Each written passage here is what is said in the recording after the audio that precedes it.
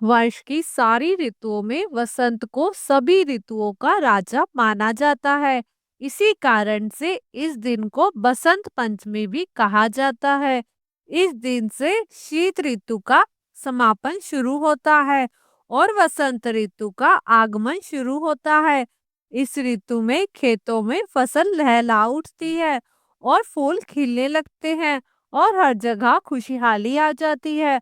मान्यता है सृष्टि के रचयिता भगवान ब्रह्मा के मुख से वसंत पंचमी के दिन ही ज्ञान और विद्या की देवी माँ सरस्वती का प्राकट्य हुआ था।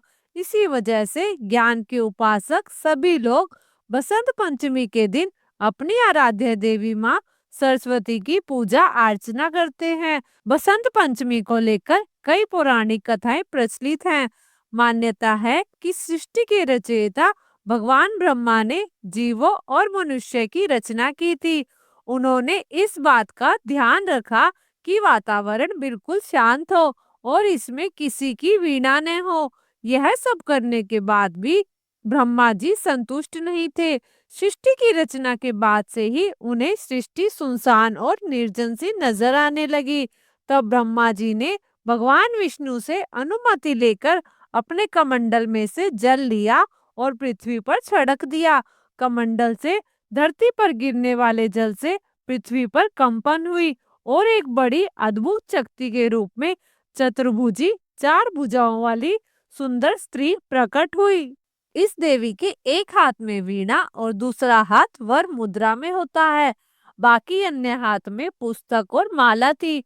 ब्रह्मा जी उस देवी से वीणा बजाने का अनुरोध किया।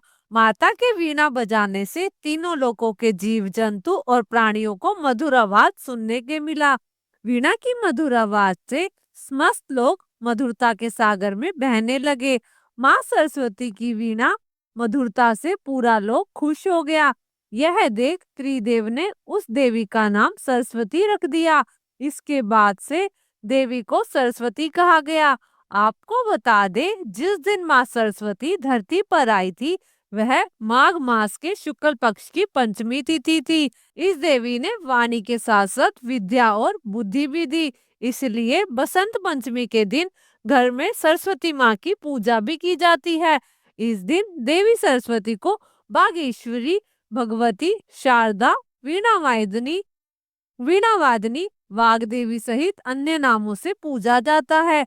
बसंत पंचमी के दिन विद्या और ज्ञान का महत्व है।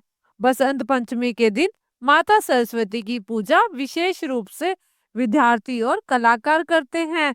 यह दिन विद्यार्थियों के लिए शुभ माना जाता है क्योंकि इस दिन माँ सरस्वती से ज्ञान और बुद्धि और विद्या की प्राप्ति की प्रार्थना की जाती है।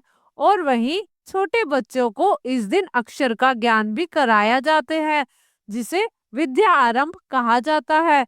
इस दिन पूजा में देवी सरस्वती को सफेद फूल, पीले वस्त्र, सफेद तिल और मधुर संगीत अर्पित किया जाता है। माँ सरस्वती के चरणों में वीणा और पुस्तक रखना शुभ माना जाता है।